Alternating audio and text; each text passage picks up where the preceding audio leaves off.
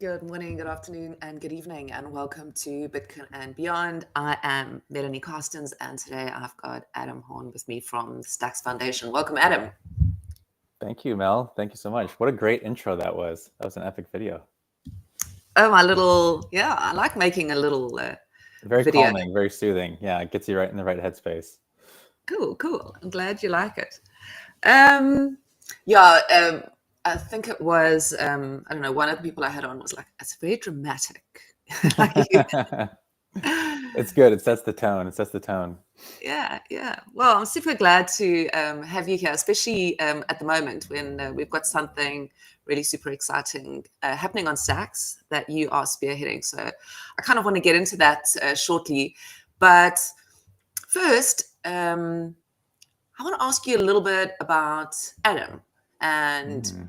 who Adam is. And let's forget that we are in crypto. Who's Adam? Oh wow. Yeah, I don't know if I've been asked that question before for the over 3 years I've been working in this industry. So I appreciate this question. Um, I'm not who you would expect. I'm from a small town. I grew up in a place of 1,000 people in rural Illinois, about 2 hours outside of Chicago. Both my parents grew up on farms. My grandparents were on farms. I spent a lot of time on a farm when I was a kid, going to visit them. And what I do for work, whether it's by design or the universe or just happenstance, is that I help people. I'm a community builder. I've been in community roles Yeah. for the majority of my career. And I think I got to that point based on my lived experience as a kid in a small town where you are small towns don't survive without community. And so Mm. if you are going to, like, I remember my dad, my friends as a kid growing up where all their parents were buying these certain type of cars. And I'd ask my dad, why do we buy Fords? Why can't we buy this car that my friend has? Cause it looks really cool. And this other brand over here. And he's like, well, my friend has the Ford dealership and it's right down the street. So that's why we buy Ford. And Yeah. that stuck with me for so long because you, in a community, in a small town, you support the people around you where you can. You go to the local coffee shop, you go to the local diner, you go to the local deli and convenience stores. You support your fellow locals with their businesses. And so I kind of saw firsthand the impact that supporting your community has um, in a village. And I truly believe that's why they say the saying, "It takes a village." Yeah. It holds truth. And so I got to witness that firsthand growing up. And yeah, so I grew up in a small town. I went to school, college, about 2 hours from there. And then I moved to Chicago, which felt like the big city for me. I started my career working in Chicago, Illinois. And that was still about 2 hours away from where I grew up. Um, and I think I stumbled into a program. So I got involved in the world of startups in Chicago just through a friend that I met in college. And um, he kind of like nudged me and said, you really need to be doing stuff. This is where it's at. Twitter is probably 3 years old at this point. Um, Maybe a little bit more. Instagram was just about to like take off. You were on the inside if you knew of what Instagram was at this time. This is like 2011 maybe. And so I stumbled upon a program called Startup Weekend that I became a volunteer for. I started hosting them in Chicago. And basically that was like this culmination event where you're bringing designers, creators, founders, developers, builders, entrepreneurs all together to pitch ideas, start projects, launch them all in the course of a weekend. And I fell in love with that process. I love bringing people together. You put a VC panel of judges together, investors, successful startup founders, and they listen to these pitches at the end of the program. And so I love doing that. I got recruited by the company Startup Weekend to go work for them full time. So I moved out to Seattle to their headquarters. That was the first time I got to leave home, like literally living more than 2 hours away from home. Um, and I think that was one of the biggest turning points of like my career for sure, but definitely my life is getting out of my comfort zone, living in a place where I don't know anybody, starting this brand new path. And so I worked for Startup Weekend for a few years. Startup Weekend merged with another organization called Techstars, which is an accelerator and a VC fund. And so I moved to New York to work for Techstars. I worked there for a few years. Eventually I left to join a startup. that startup went through an accelerator in Cape Town. So I got to live in South Africa. Yeah. We didn't know each other at that time yet, but yeah, I have spent about 4 months, one of the best 4 months, living in Cape Town. It was fabulous. And then when I came back, I mean, I really found balance with work, or at least I kind of got introduced to the idea of finding balance with work when I came back from Cape Town. It's kind of just like going through this huge momentous event, and then coming back, you just didn't want to go back to the way that life was. And so, yeah, I kind of took a period to rediscover myself and figure out what I wanted to do. And I eventually worked my way back into helping founders, supporting founders at another organization. And while doing that, I came across a lot of founders who were in Web3, blockchain, crypto, because this is now circa 2020, something like that. And after doing that for a while, I eventually found my way at the Stacks Foundation. So I left that organization to join the Stacks Foundation after getting introduced to these, crypto founders. And I've been helping builders since in the Stacks ecosystem since then. So early 2022, something like that, as long I've been in the Stacks Foundation, and yeah, ultimately helping builders and leading community programs for the Stacks ecosystem ever since then. Very cool, very cool. I love the beginning part of your story. That's so cool. I love finding out things like that about people. We so often just rush into kind of like work stuff, and who we are now. But yeah, it's always interesting to find out who people are. What did your parents farm? Oh, so my mom grew up so my mom's dad, my grandfather, he was a pig farmer, and I believe he did corn. My and dad beans. too. No way. Yeah, that's why wild. I was so interested, because I also grew up on a farm. Did you really? Look at that. Yeah, and my dad was a pig farmer. That's crazy. No, never knew that. I mean, you certainly didn't know that about me either. And then, so all right, and let's fill the second half. Was your mom? Did your mom come from a farm background? My dad, he grew up on a farm where they did everything. They did chickens, they did cattle. He did beans and corn. And my dad he spent so much time on that farm ever since he was a kid, growing up. So I got to see a lot of what my dad did. When I was growing up, because he was so young when he was actually building the farm, that when I was a kid his age, he would take me to the farm and show me everything, kind of take me down. When I was a kid, I did this over here, and then later in life we did this over there. And so I got to see a lot of what my dad did. But yeah, between the two parents, I feel like they did everything possible that one can do on a farm. Yeah, amazing. What a way to grow up. It's amazing. And we also it's funny because I totally get what you're saying about community and understanding the importance of community in general life. We live in a very small we live outside of Cape Town near the southern tip, and we have a WhatsApp group that sort of is for the community. And if anybody needs anything, like our meat is from a butcher that we know, it's kind of, we've got there's a farm nearby where you go along and there's a dude sitting under a tree, right, with a scale by his table.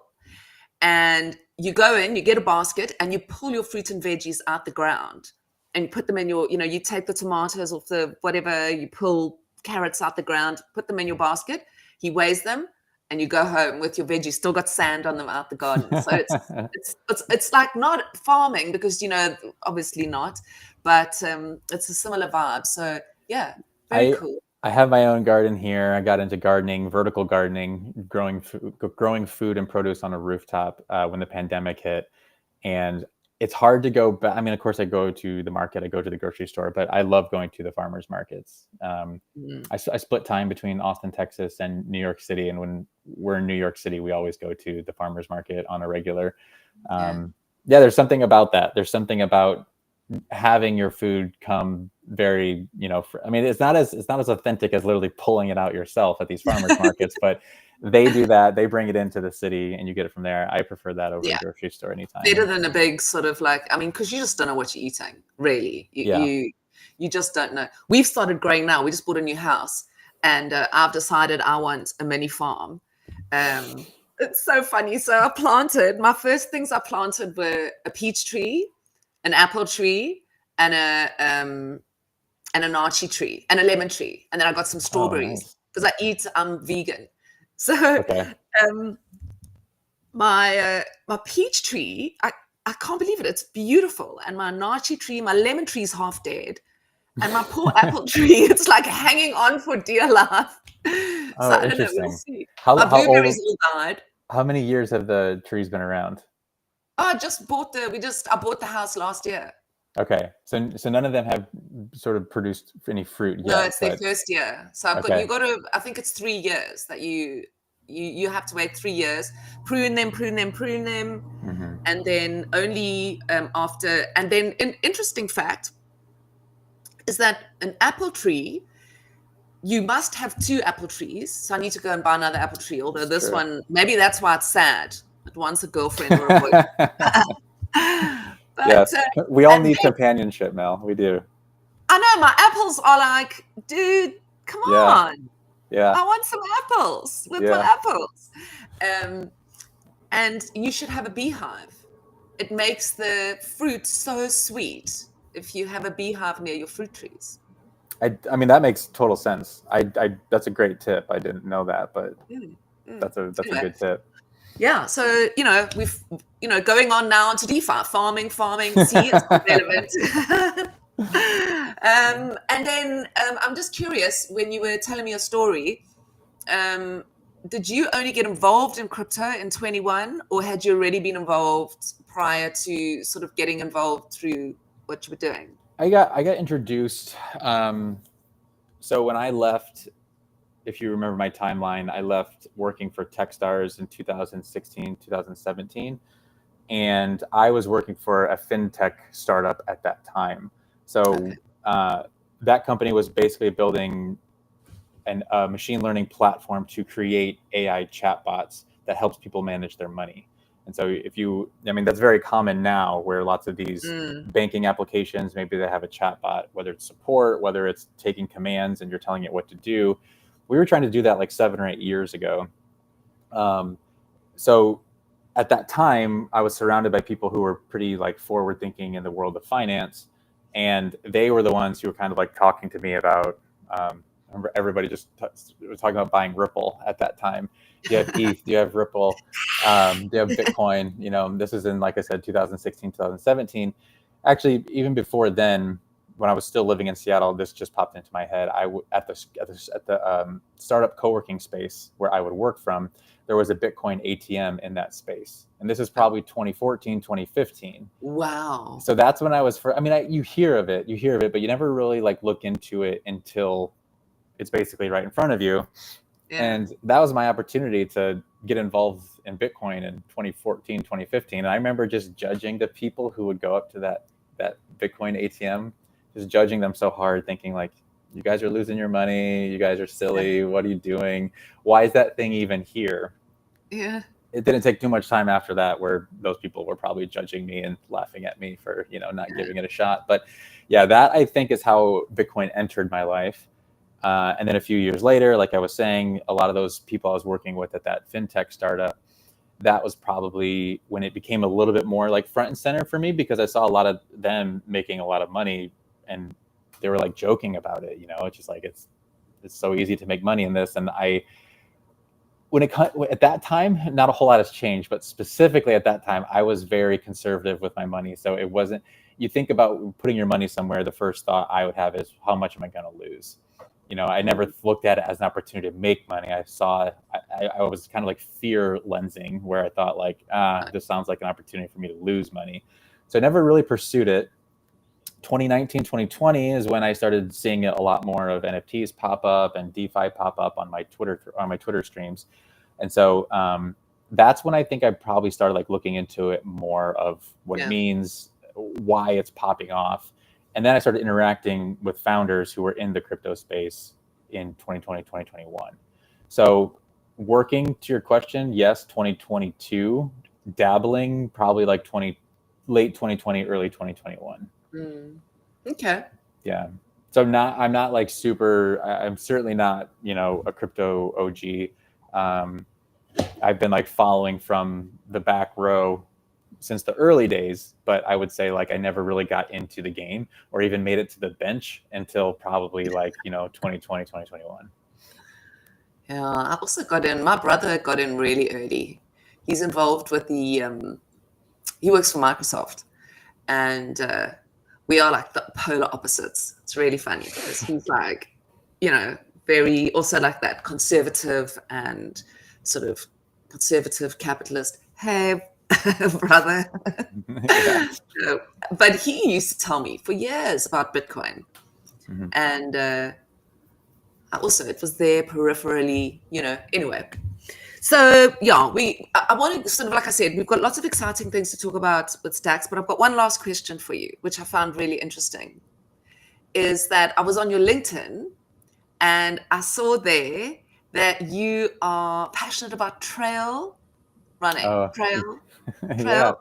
What is it? Is it trail Trail running? running. I was well, I want to hear your question, but I already have Yeah. stories to share. So I'll pause, let you ask your question, then I'll talk to you about that. No, that's great. I want you to go with it. Let's go with it. Let's hear about trail running. Never mind my question. Well, so when I was telling you the answer to your question of who am I and just doing the timeline, I did leave out a pretty integral part of who I am. So I'm really glad that you and the universe brought this back up. It doesn't have much to do with my work, but it does have a big part of who I am, and it also ties back to Cape Town. So, Okay. so when I was in, I told this story to my Burning Man camp a few years ago. When I was in Cape Town for this accelerator, one of the first things so like 8 of us or 9 of us, maybe a dozen of us, I can't remember. The majority of the team went out to Cape Town to go through this accelerator, and we all get in on the same day, and we're like, let's do a team activity. Let's go hike Table Mountain. And so when I was younger, I played sports. If you've ever talked to me or worked with me, I make lots of sports analogies. And so sports are just in my DNA. I was a big athlete when I was younger. And so I look at Table Mountain and I'm thinking like, this is cool. I also worked remote for this company at the time. So we didn't really know each other very, very well because I was remote while everyone else was in a different state. But I wanted to, I was being kind of egotistical. I wanted to show the team that I was like really fit. We had one person who runs ultra marathons on the team, and he literally just like ran up the mountain. And I was like, okay, I'm not going to do that, but I'm going to be like the next person to get to the top. So that was my goal, was like show the team that the reality was I wasn't fit. In my head, I still was this, athlete that I was 10 years prior. So we started up this hike, and right before we do, one of the people on my team, she was nervous to do this hike because she's like, I don't have any cartilage in my knee. I'm nervous to get up there. It's going to be painful. And I'm like, you know what? You can do this. I'll encourage you. I'll support you on the way up. We'll do this together. So I'm starting in like the front to the middle of the pack going up this mountain. And I'm getting tired. And slowly over time, people are passing me.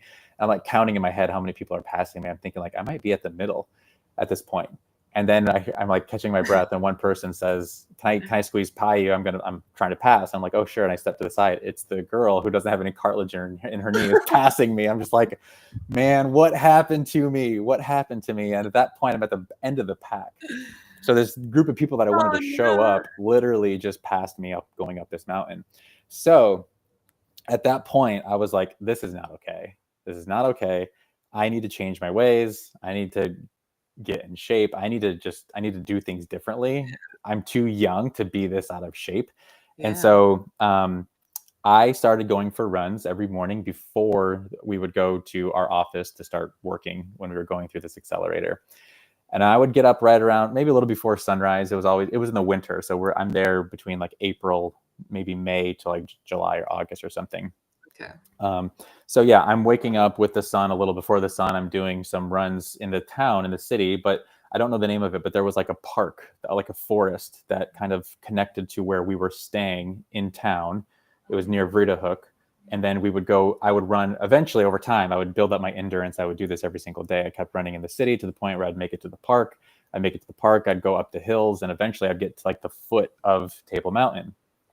And by the time my experience in Cape Town was over, so again, 3 or 4 months, I was able to run all the way from our Airbnb to the park, up the hill to the foot of Table Mountain, to the top of Table Mountain, down the other side, across the road to Lion's Head. I'd go up Lion's Head and go all the way back. So that's like, that's somewhere between like 15 to 20K that I would do in like one run, making periodical stops along the way. And let's just say, these are not like this kind of mountains. I mean, Not these flat, are, yeah. These are mountains. I was determined. Okay, so for one, I was very determined to like convince my team that, you know, I'm not just this out of shape guy. That was one. But two, running in general is addicting. You do it in Cape Town, you do it on Table Mountain at sunrise, you're going to see some of the most beautiful visuals that you've ever seen in your life. So I was going for that. I mean, these morning runs, some people might hear this and think, that dude's crazy, I'm never going to do that. But doing it at sunrise in that location to start your day every day was like the most rewarding thing. I loved the way I felt after doing it. And so that is what got me into trail running. I would run down the hills, and running down the hills is a high. Like people say there's runner's high. Runner's high is when you get into a rhythm and you feel like you can do anything. There's also just a literal high that maybe mountain bikers get, or anyone who's doing something extreme gets. Maybe you're doing rock climbing, you know, you're doing something very dangerous. You run down steep hills, steep trails, it requires 100% of your focus. And I just find that most people in our daily lives, we don't even know how to be 100% present in anything. And we miss out on like some of life's greatest experiences when we don't know how to shift our attention or shift our focus and our presence. Running down a trail nearly at full speed, you have uneven terrain, you have rocks, you could break your face, you could roll your ankle, you could do some serious damage to yourself if you ever at one moment break your focus. That was the other thing that I got really hooked on, was just that feeling of like, man, I am alive right now. It's 6:30 in the morning. I just woke up, but I'm running down this hill with the sun just coming up, and like, I'm alive right now. Yeah. And so I fell in love with that. I'm sorry, I just want to interrupt you because I'm so interested in the story. But I just want to say again, like, we are like, Namaste, Simonye, because I am, Simonye means one in one of the South African languages. There's 13 of them. I hike every single morning up. I live near one of the peaks, okay? And every single morning of my life, I hike up and I'm starting to run down. So I'm slowly kind of getting that fitness going. And because there are trail runners on the mountain. I mean, it's a high mountain that I go up every day. And then I come down and I go into the ocean. It's cold. So I know that feeling. And for me to start every single day that way, it makes me feel like so strong, so positive. It's like I accomplished that mountain. I can look out my window, I can see it, and I go, like, I've done that. I can do anything, you know? So I love that story because, and I totally relate to it, you know? Anyway, sorry, I was just so excited that we are both up farmers and go up mountains. No, I mean, I feel like anyone should, it's important to do that in general. It's like the best if you do that first thing in the morning to start your day, overcome a large challenge, but in a way that feels really good. Like, yeah, I think the only thing that would make my experience better is if I ended that run at the water, at the ocean, and then just jump in. I mean, that's, and then you're starting your day like that. Cold, and it's icy cold. Yeah. I mean, I'm talking like freezing. Yeah. You know, you stand there and you kind of like, okay, I'm going to put myself in, I'm going to go under, you know, and then you drop in, and it's that initial, your whole body just goes alive. And even though I come home and I shower and I get ready, I feel this tingle all day. I feel it under my skin. It's this like, I'm alive. The feeling of coming out of a cold plunge, coming out of whatever, doing something cold like that is a really good feeling that I also got through my trail running community. So when I leave Cape Town, I'm in love with trail runs. I want to do it more. A friend of mine invites me to go to Mexico, and I probably have run maybe 8 or half a dozen separate trail running excursions where we're running like 15 miles, you know, over 20K a day. I did that throughout maybe like a whole year of my life, but it all started in Cape Town. Cape Town is what got me hooked on trail running. Then when I came back to the US, that was my way of travel. Was I want to go somewhere and I want to run this trail. And so I would do that in Mexico. I did that in Colombia. I did that all over the US, New Zealand, Iceland. I just really let the world. Yeah. I just let the universe take me. Anytime I caught wind of like a trail running excursion, and the ones in Mexico, I teamed up with an organization called Ada Libre, where I would co-lead them. And so, I mean, outside of like the crypto community, I'm not as active as I was, but I did have like a really big trail running community. That was part of my identity, I would say, for a while. And then when the pandemic hit, nobody was really making these trips and, holding these excursions anymore. But from like 2018, 19 up until 2020, I was doing them pretty regularly. So it's not really front and center part of, I would say, my DNA anymore, but it's definitely still in there. It's still part of like who I am, but it's just not as much of a thing that I do anymore.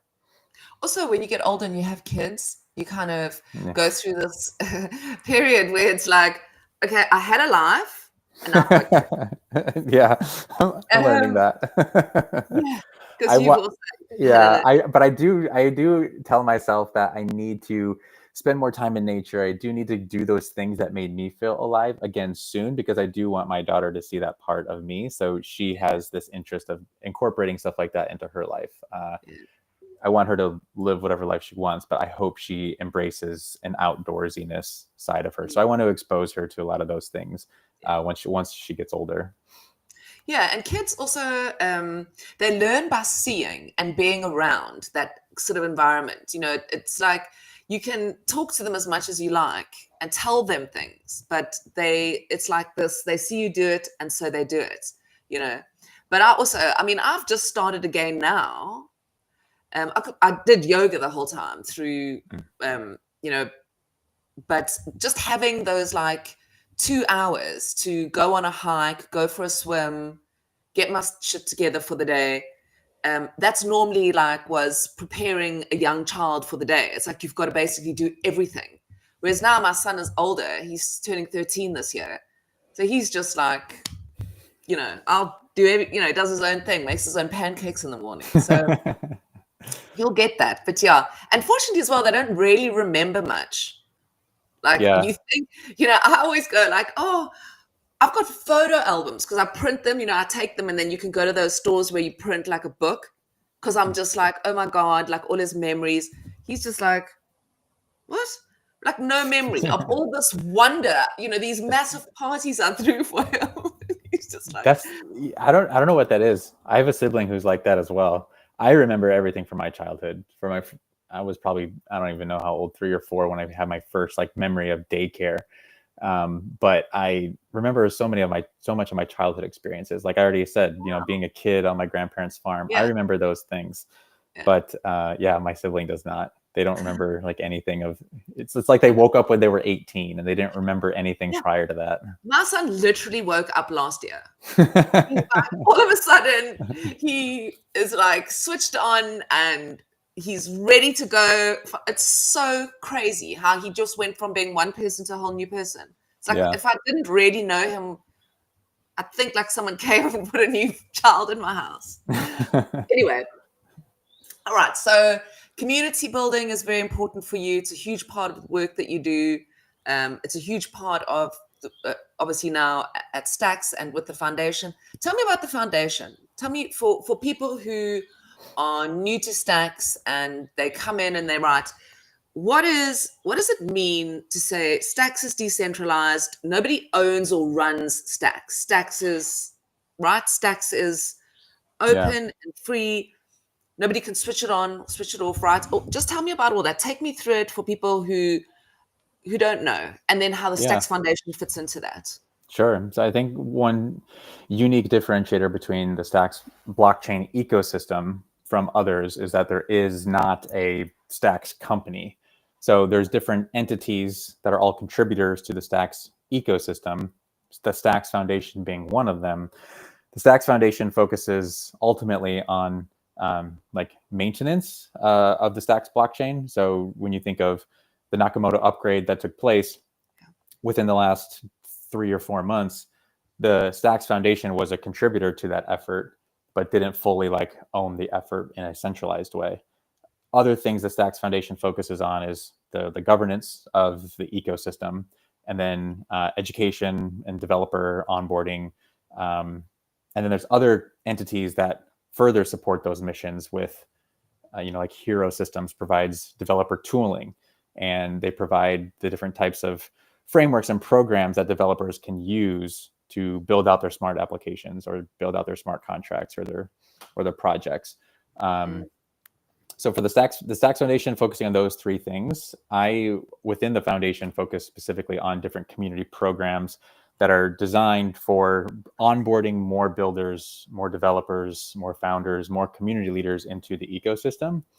And there's a variety of other, we also have a developer relations team, but DevRel as a whole is also kind of more like an ecosystem thing. So you see how I kind of keep teetering back and forth between this is what the Stacks Foundation does, this is what the ecosystem does, is because the Stacks ecosystem operates as a decentralized ecosystem where, again, there is not one sort of, head of the ecosystem. There is a guy, Manib Ali, who ultimately co-created the Stacks blockchain, who has lots of influence in the Stacks ecosystem, but just because he's the co-creator, he's not the CEO of Stacks. That doesn't exist in the Stacks ecosystem. And all of that was, that was by design. I think that is the true ethos that sort of comes out of Bitcoin. And then so for the Stacks ecosystem being so dependent on Bitcoin and just being so parallel and aligned with Bitcoin, I think the culture, the DNA, the ethos was one of those things that made a lot of sense to be aligned with the true decentralization process that Bitcoin has. Yeah, because it is very, it feels like, as someone who's been in the community for, over 4 years, I think it is, it's very much like community-led, community-run. People can enter the ecosystem without... And, that's like an interesting thing about decentralization. We were talking about it the other day. Somebody was saying to me, is Stacks truly decentralized? And I was saying to them, potentially not at the moment. There might be a few things that make it not 100% decentralized, but it's going there. And you can see it very much if you're in the ecosystem, and the understanding of what decentralized is, that somebody can just come and build if they want to. It's there. The doors are open. The foundation is there. Well, the foundation, but the foundation. And there's so many incredible things being built. If you look just at the last,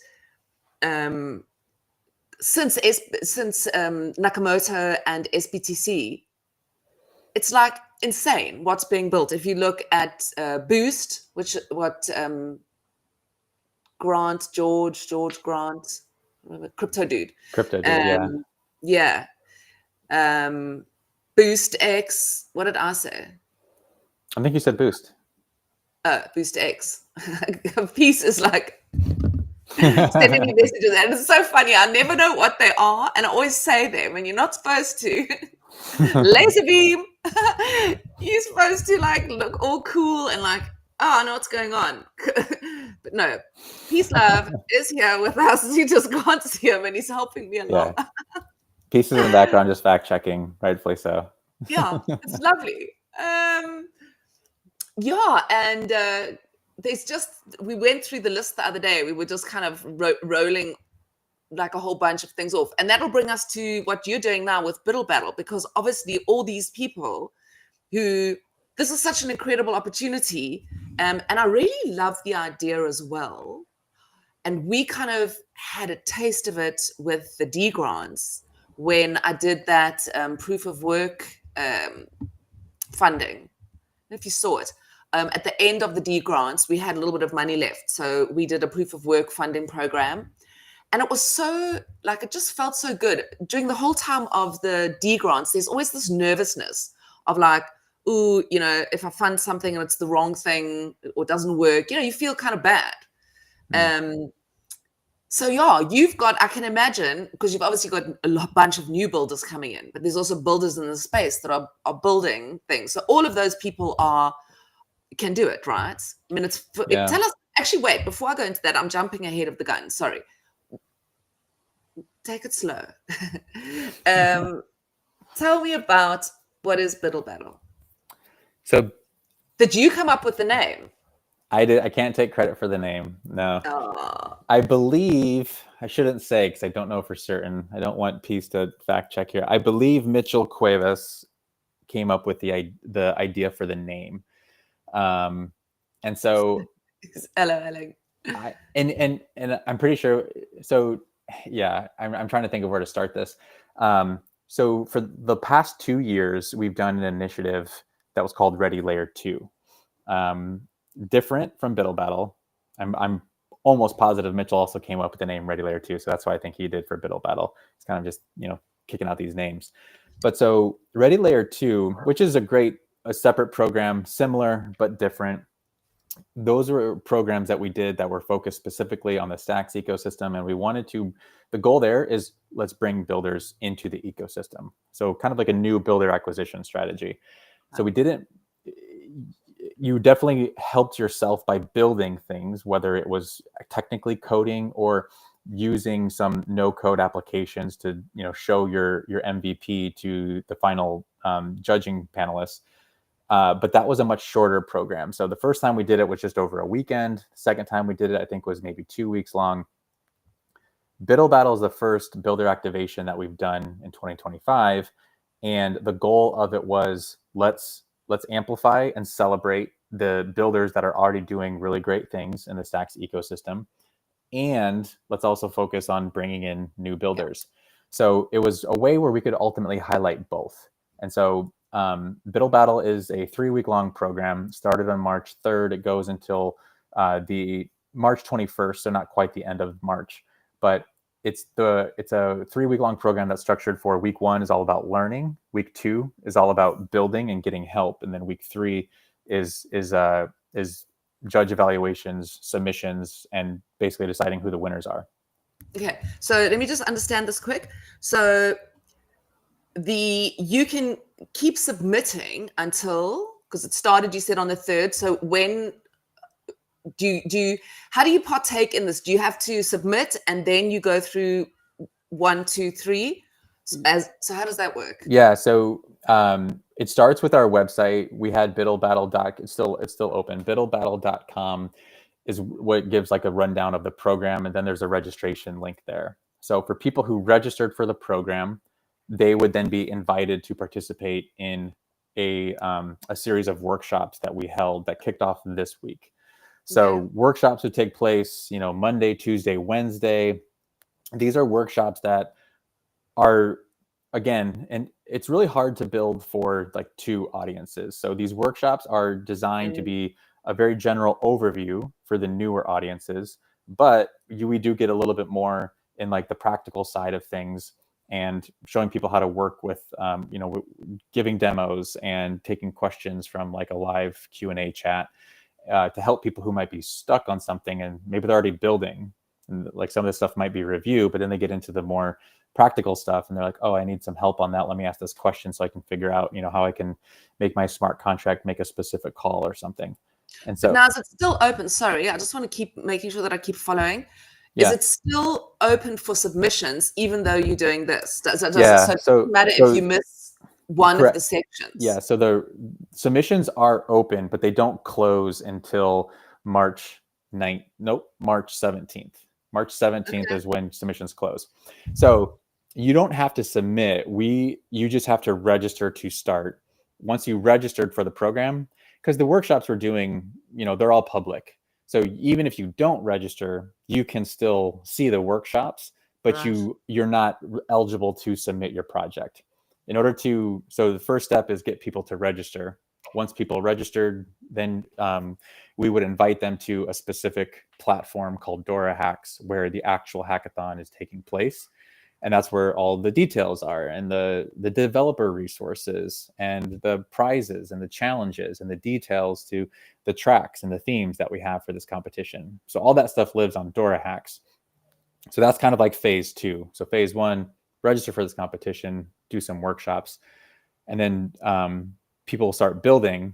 We, starting next week, are going to take people through one-on-one mentorship or one-to-many mentorship, where we have office hours, and mentors from specific ecosystems will show up during those office hours to help builders with whatever challenges they have, to continue to help them support their projects, to help the builders get ready to the point where they can submit their project. And they just have to make sure they submit the project by March 17th. Okay. And then that's like the ultimate deadline. So some people who are in that category of, I've already been building on this project, it's pretty far along, and there's already been some people who have submitted. There's no penalty of submitting early, but basically between the dates of March 3rd to March 17th is when people need to submit their project. And then starting on the March 17th, March 18th is when judges begin to evaluate these projects. So there's different themes and there's different challenges. There's judges for each. The judges will select the final winners of each of the 4 themes, and then the sponsored challenges will select the winners for each of those 3 challenges, and then we're going to select a wildcard team to make an even 8 teams. Wow. Those 8 teams make it to round 2. So we're going to award. So when does this start? March 19th. Okay, so now everyone's submitted.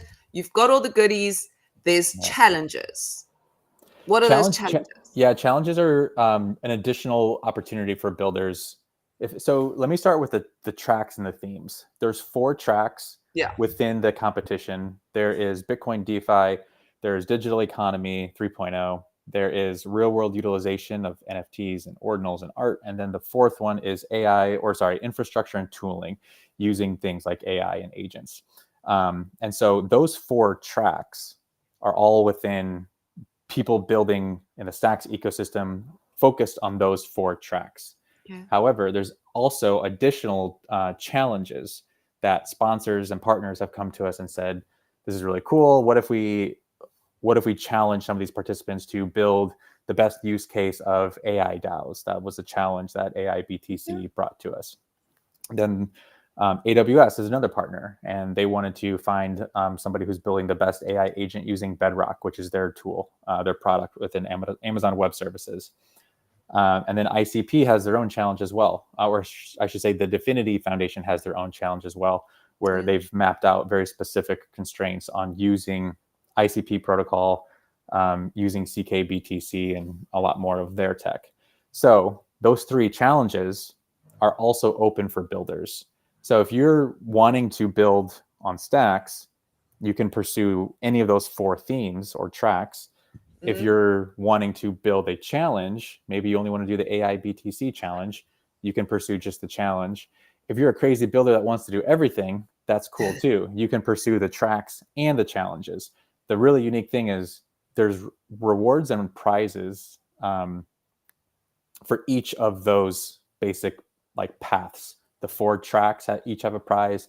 The 3 challenges each have a prize. And so the winner gets awarded at the end of those March 17th. March 17th is when submissions are due. March 19th is when the judges are going to decide the winner of each track, the winner of each challenge.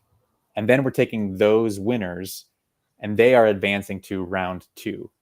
Okay. Yeah, so round 2 is all about, it's basically just a battle between those 8 winners.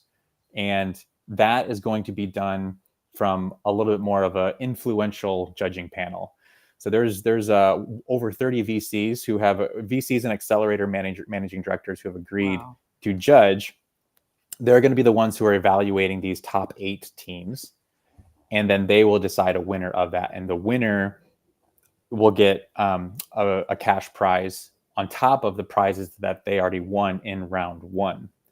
So there's a lot of prizes that we're giving away. So there's 7 prizes within round 1. Sure. And then there's another like grand prize within round 2.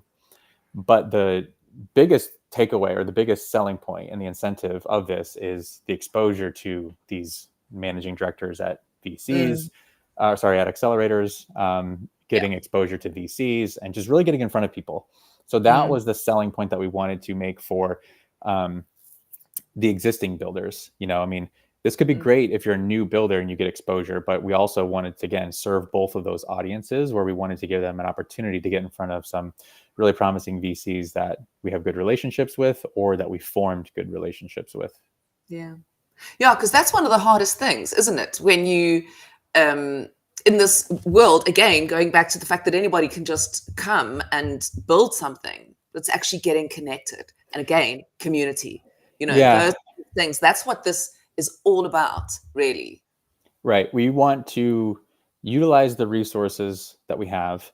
And the big part there is putting talented projects in front of VCs who are looking to invest in projects. But we're also trying to create the framework and the design of the program to prepare on a very rapid way for the builders to have their projects ready in a specific type that, VCs like to look at. So most VCs have a criteria. They want to see certain things within a project. And that's what we try to make the judging criteria be focused on. That's what some of the mentors are helping the teams with. So a big part of it is just building your project and just demonstrating your technical prowess. But we're also trying to make sure that these builders are prepared to have these conversations and have these presentations and these pitches to the VCs. So, the VCs are seeing the best that the builders can do. That's the ultimate goal. We want the builders to be prepared to have those meetings and have those pitches. What is, is there anything, you've got the 4 categories, right? But is there anything that you can, that is exciting for Stacks, or that maybe there's a gap in Stacks that we're really looking for? I mean, we've had an explosion of DeFi over the last kind of year. It's really been incredible to watch, but is there anything, you say NFT, so would that be like a marketplace, or would that be like a game maybe? It could be both. It could be either of those. I think that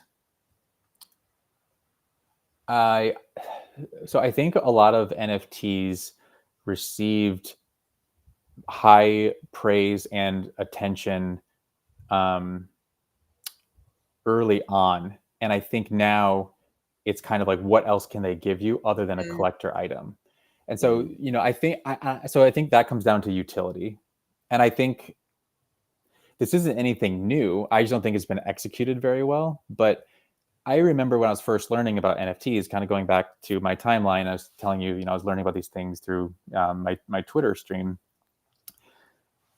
There was a band that would always give its NFT holders early access to tour dates and merch drop and access to private shows and access to, my new track that I just released. Like, that is perfect utility of technology that you have. And then you also have a cool, like, the band's logo or something as the NFT, whatever it may be.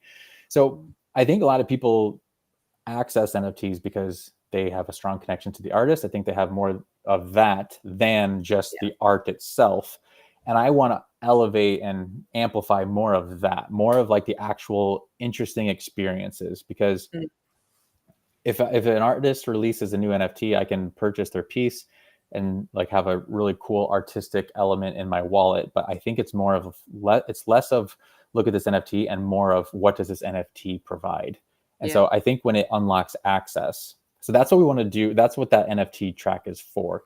That's what the real world utility track is for with NFTs and ordinals.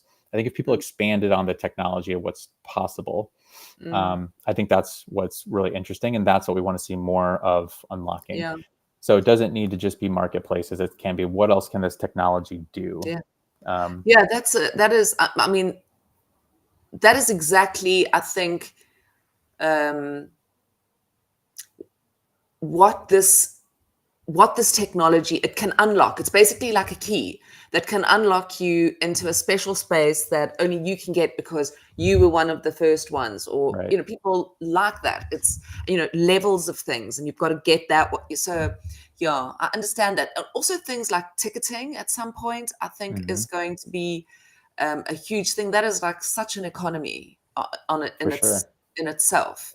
So For yeah, sure. okay, yeah, interesting. Is there anything else that I've missed about BuidLBattle that you kind of? I don't think so. I'm really excited for this How many program. people have you got so far? Can you I say? don't I can say I don't know. So Oh, I created a we created this like intake form for people to actually register. So when I look at how many people registered through this form, it's a little under 300 people. It's like 296. At least it was Tuesday. What is today? Thursday. So I guess last night around midnight, it was just under 300. But then that's amazing. we also had this hackathon page that last I checked was well over 100. So some people might be duplicates in there, but I would say ballpark we're at 350 people who Amazing. That's a have lot. come in so far. And technically, registrations don't close until submissions are due. So the workshops are recorded. We will post those on Twitter. Our partner, the Dora Hacks team, they're also promoting those as well. And it's continuing to bring more people in. I wouldn't say mark my words here, but just based on the trend of how it's been going, of how many people have come in just over the last week, I'm guessing we'll be over 400, maybe not quite to 500, but we'll definitely have somewhere between 400 to 500 people by the time that we finally cut off registrations and we're no longer accepting submissions. Will all 500 or 400 people submit something? Definitely not. A lot of them are working in teams. So our goal is we want to have about 40 submissions. That was the goal, at least we had when we started.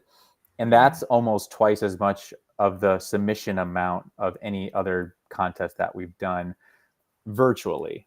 We've done in-person hackathons in the past where we've had 30 plus, close to 40 plus submissions in the past. But for a virtual, on average, we normally get like 20 people 20 projects that are submitted.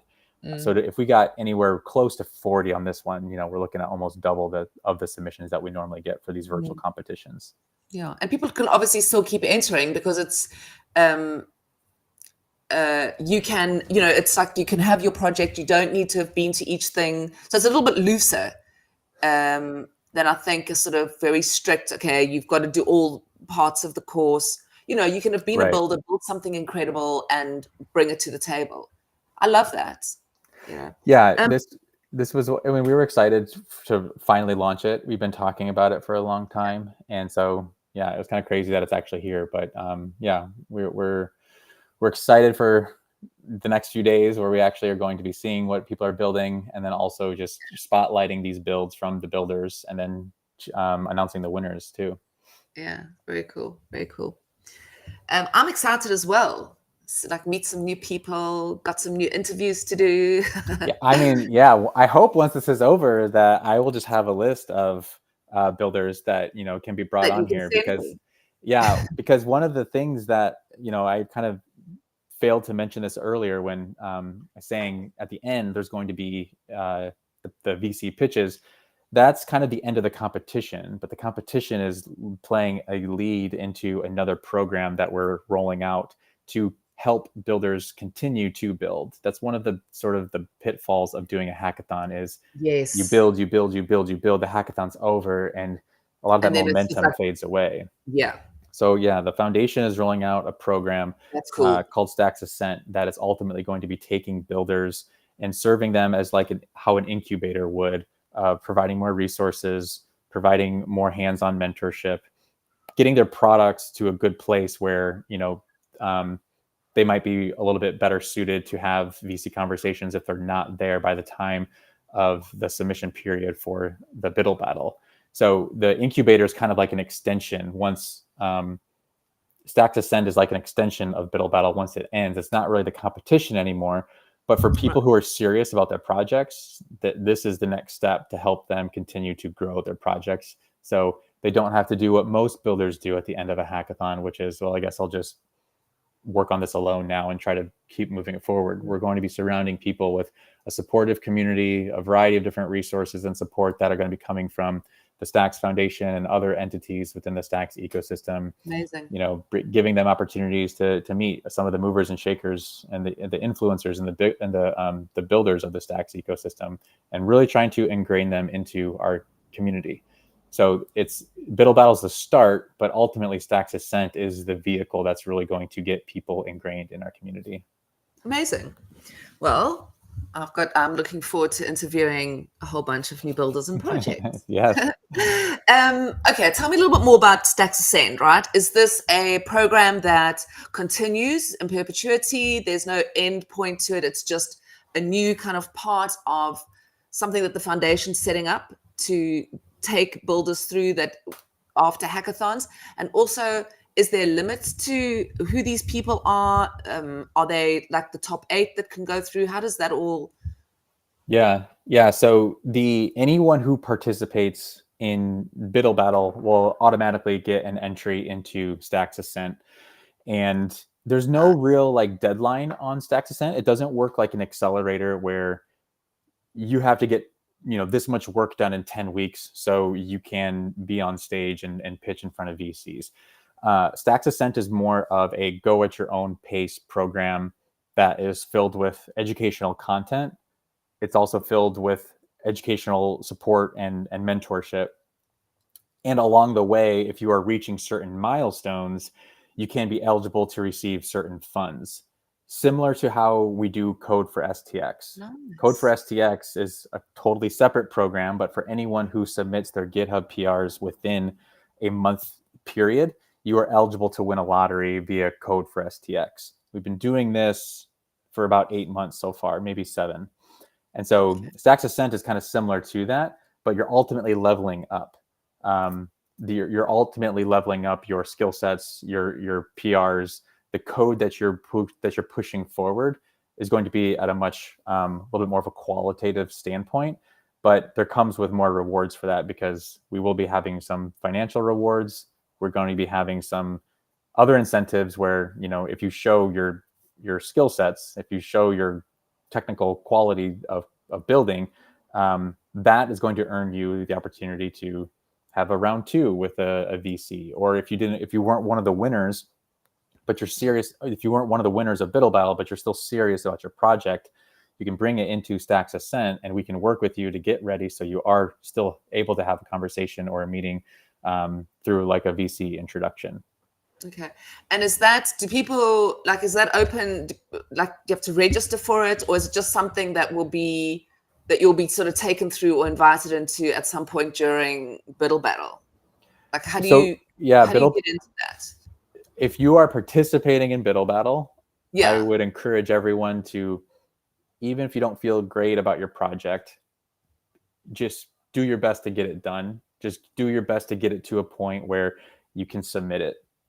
Because even just doing that unlocks opportunities where you will have an automatic entry into Stacks Ascent.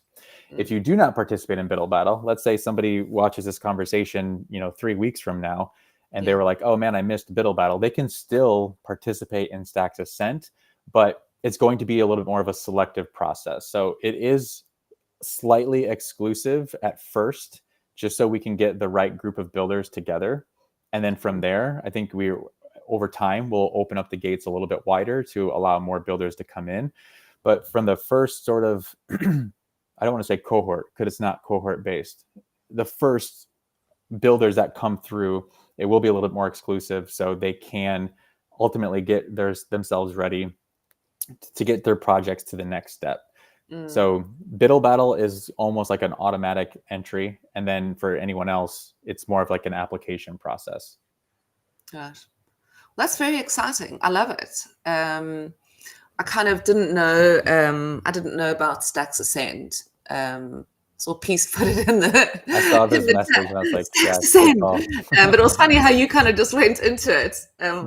Hopefully 3 pieces reminder, but yeah, I love it. I think it's an exciting time for Stacks. I think, with Nakamoto, with SBTC, like I said, with all the things we've seen that have popped up recently, in the ecosystem. There was, like I said, BoostX, which I love. I think that is so cool. Have you seen it? Where you can just go and tip. I've got like you get like a little orange rocket underneath on your. Oh, I haven't like, seen that. No. Yeah, That's you must cool. go. You go to Chrome, and for anyone who's listening, this is the coolest thing ever. Crypto Dude built this for Stacks. Well, obviously we've all got Twitter, so you go to Chrome, you download the extension, and then it just appears, and down at the bottom of your thing it says Connect Wallet. So on your Twitter profile, BoostX is next level. That's from Peace. Peace is into this conversation today. Yeah, it is so cool. And then you can just tip people directly from your Twitter. You can send people money, not tip. I mean, you can tip us. But sorry, my legs are getting squashed. Yeah, don't you think that's cool? I mean, Yeah. like, I don't know why anybody else hasn't done that. I think it's the coolest thing ever. Well, that was one thing I was going to say when you were asking about like the projects of BuidLBattle. So this is groundbreaking execution, but the idea, can we tip via Twitter? Like, pretty straightforward idea. Those are the things that we need more of for mainstream adoption. I think sometimes DeFi, I'm a big DeFi user, but that's a very, very, very niche audience. We're getting very, very, very specific with people who are going to be participating in that. And I'm excited for these ideas that maybe are feeling like Web 2 products, but they live in a Web 3 world. Yes. Or the other way around. It's a Web 3 product that lives in a Web 2 world. Like, merging the two is what I think is kind of missing, and ultimately going to give whichever ecosystem does that really well, it's going to give them a boost. It's going to really kind of help them get to the next place, because the next wave of users are likely going to be coming from the Web 2 world. And so thinking of the user experience in a way that's very simplistic, where, I mean, if you're going to do anything in Web 3, you're going to have a wallet, but just easily connecting to another platform where you can just tip somebody using it, like, that's really cool. Or Bus, I mean, you can do anything by being able to send money over Twitter. Yeah. You know, there's an application or platform called Lens. Don't know if you've seen it. Yeah, and it looks like Twitter, but artists or anybody who's selling any digital item can just put a link in their feed, and you just click on it, buy it, and it's done. But I wrote an article actually about it the other day about, we talk about adoption, sort of mainstream adoption, but we're creating new things. So not only is Web3 new, that's a jump, crypto is a jump, then you've got dApps or apps that people also now have to get through. It's like this obstacle course to get through to using things, and people are lazy, and everything that they've got, I mean, so I wrote an article about that we should be taking this to them, meeting them where they are. They're on TikTok, they're on Netflix, they're on Grand Theft Auto.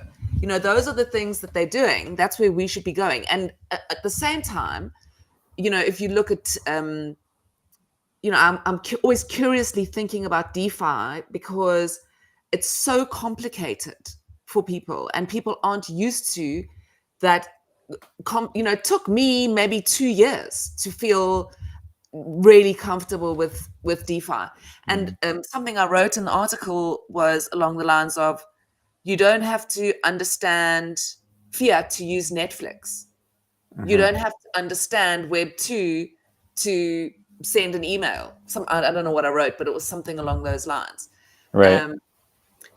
So it's kind of this mindset, which is normal. It's not like it's a bad thing, because it's, how things start. It's like all these gigabrains going, okay, let's create the future. Which is, I think it's the next wave of where a lot of that stuff comes from. I think it draws a lot of the first wave of the it's a very specific niche audience who does understand that stuff, the DeFi builders and then the DeFi users. But to get that real big second wave or even third wave, it's going to come from the stuff that what you're talking about now. In order to have any mass adoption, you, in your words, you have to meet users where they are. And so to get somebody to come to this site to get a wallet and then go to this new site to create, to start using a product to get to the third end goal is a little bit of a challenge for most people who aren't already familiar with those wallets, those products, those end goals. But if you can meet people where they are, where you're just utilizing one of those 3 steps within an existing platform or an existing product that they are already familiar with or they're already using, it's going to make a big difference. Yeah. There was one of the projects at the hackathon that I was at ETH Denver just last week or 2 weeks ago. And it was kind of a similar concept. They wanted to share money, but doing it on a platform that was already very custom for people to use, using. And you're rewarding artists for their work, but you're doing it in a crypto way, but you're doing it on a platform that they're already at. So you're not constantly asking these users to reinvent the wheel and start something new, because there's always a resistance when you're using something for the first time or using something you're unfamiliar with. There's always a little bit of like, I don't want to do this wrong. I don't want to mess up. I don't want to lose my money. And so you always have like your guard up when you're going through that. And that's not a good end user experience. You want it to feel very native. You want it to feel very normal. You don't want your users to feel like they're tiptoeing through this process because they don't know what they're doing or they're afraid they're going to do something wrong. I mean, those are just clear indicators from a design perspective that things need to be a little bit better in this industry. And so the more innovation we have around that, I feel like is going to be like the next really, really big breakthrough. It needs to be, I mean, we do, I don't know what it's like there, but I mean, we in the States or, I know what banking is like here. When I go onto my online bank, that's how I do all my banking, right? On my, I open up there, put my password in and my bank comes up. It's like, it should look like that, as well. It shouldn't feel like you're opening like an entirely new thing that is so confusing. And again, you're scared, you're scared to click a button because there's all this weird terminology as well, that doesn't match. But anyway, it's very exciting. And I think to me, it's such an exciting time because we seeing like a whole new future being built. And I think it's an incredible time to be alive. And it's going to be interesting to see how that adoption happens. How people, I've worked in music for 20 odd years. And so I've been through that whole, from cassette, cassette and to CD. And when CDs came out, people would be like, oh, this is so ridiculous. It can scratch. Look, you can break it. And I've said this so many times, but I laugh about it all the time. And I'm like, have you ever used a tape? You've got to like have a pencil with you at all times so you can like wind your tape back on the thing. You're complaining about CDs. And the next thing, before you knew it, nobody cared about tapes. And there's always that complaining. It's like this weird, like, oh, it doesn't work. I'm scared of it. No, it's horrible. Okay, I love it. And it was the same when CDs went to MP3. Oh my God. That was like, I'm never doing that because the quality is so shit. And I want to hold something in my hand and I want the artwork. Where's the CDs now? It all got thrown away because nobody cares about the artwork. I don't have any CDs. Pardon? I don't have any. I said I don't have any CDs. No, well, where are you going to put them? My laptop doesn't even have a CD. It's like there's no way you can put a CD. Yeah. But I think the thing is that there's a very interesting to me. The music industry has moved so rapidly and had such the way it's created, consumed, everything about it is so different, and it moves so rapidly that oftentimes I think this is a way because music and their fans as well are like this, So anyway, we heading vastly over time at the moment, so I don't want to keep you for too much longer, but. Very exciting, and I can't wait to see what happens with BuidLBattle and what new exciting stuff we're going to see on in the Stacks ecosystem. Adam, before we go, is there any last words of wisdom that you can offer us, that you can offer those who are interested in trail running, BuidLBattle, community? Give us a roundup of it all. How does it all tie together? How does it all tie together? I guess we just do these like builder competitions while running on trails. No, Yeah, I don't know. It's commitment. It's a long, focused journey. Yeah, I think it's about consistently focusing on your craft and not asking for help. Whatever your craft is, whether it's trail running, whether it's designing a new user experience for a product, whether it's building a new product, chipping away constantly, consistently showing up, consistently working towards it. Yeah. We pausing and going to BuidLBattle, we thought about the structure a lot, and it could have been done in 7 days, but it's 3 weeks for a reason. Is like that should be easy for builders to consistently build on something for that. If you're consistently building every day for up to 21 days, you're forming a habit where ideally you're going to keep consistently working on that project. I don't know how long it took me to get to the point of getting up Table Mountain, to getting from my Airbnb across town into the park up Table Mountain. It was probably more than 21 days, but I consistently kept chipping away at it. And on the community side, you won't find your community without that consistent chipping away. It takes consistent chipping away and not being afraid to ask for help. So when on the running front, I reached out to a lot of runners.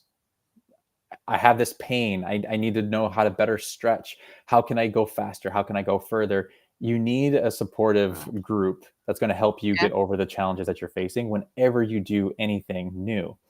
And so doing that within our ecosystem, like that's what we want Stacks Ascend to be. That's what we want to have these community programs.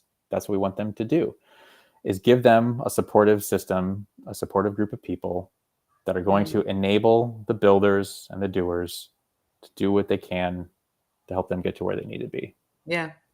I love that analogy. I think the running really fits in, actually, you know. And, I didn't think I was going to tie it back to that until you mentioned that. That was really good. Luckily, this is recorded, because that can be a nice little clip that we use. But yeah, Adam, thank you so very much for spending this hour with me, and people watching, thank you very much for tuning in. I hope you enjoyed it. And yeah, look forward to hooking up again soon and hearing how it goes. Maybe we can do something afterwards. Absolutely. Yeah. Yeah. Let everyone know. Yeah. Amazing. Always a pleasure to be here with you, Mel. Thanks for having me. Yeah. Thank you very much. Thank you, everyone, for tuning in. Remember, every Thursday, 12 p.m. ET here on X and on YouTube. Thank you very much for joining.